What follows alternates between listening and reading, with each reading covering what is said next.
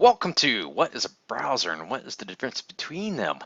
Okay, first thing, what is a browser? Just think a browser is no more than like a portal to the internet. Basically, it's a piece of software that allows you to connect to the internet, connect to the servers that render web pages and stuff. Don't really need to go into more detail than that unless you plan to be a developer. But beyond that, browsers just think as a piece of software on a computer to access the internet. Nothing more, nothing less.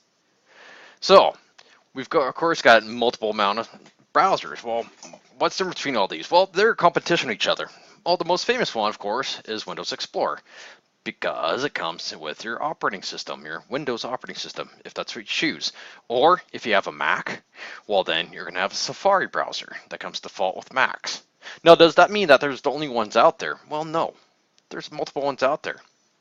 For one thing, there's Mozilla Firefox. It can be used both the Windows operating system and the Mac operating system, as well as Linux operating system too as well.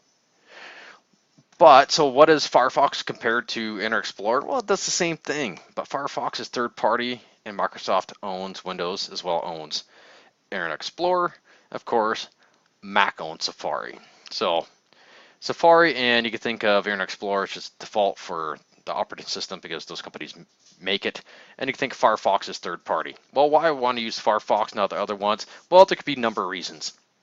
For one thing, I like using Firefox because some of the plugins and stuff that's in there that allows me to use it to its full potential.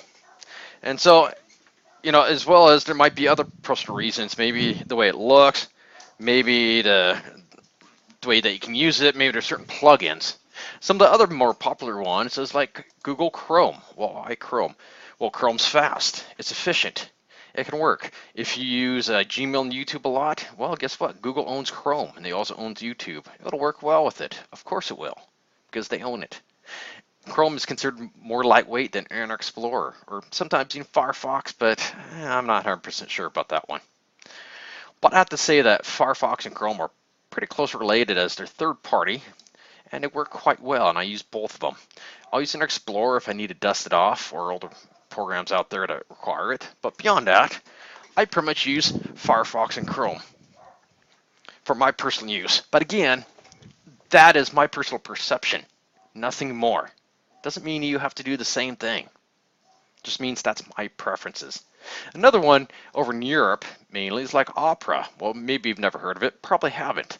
Does it work the same? Yes, it does. But again, they're kind of more like, I guess, Chrome and Firefox. They're not made by a operating system manufacturer. They're just another third-party piece of software that you can download and use to access the internet. They all have their plus and minuses, and really, it's kind of up to you which one you want to use. For EXP, we had tendency to use Firefox for our cloud office, and I have a tendency to use Chrome for everything else. But of course, that's up to you. And if I need to use Internet Explorer, then I'll dust it off and use it. But beyond that, who cares? Or if you're a website developer, you may have to use all of them to make sure your websites work on all different browsers. But so anyways, that's kind of the breakdown on what a browser is and what's the difference between them. And have a good day.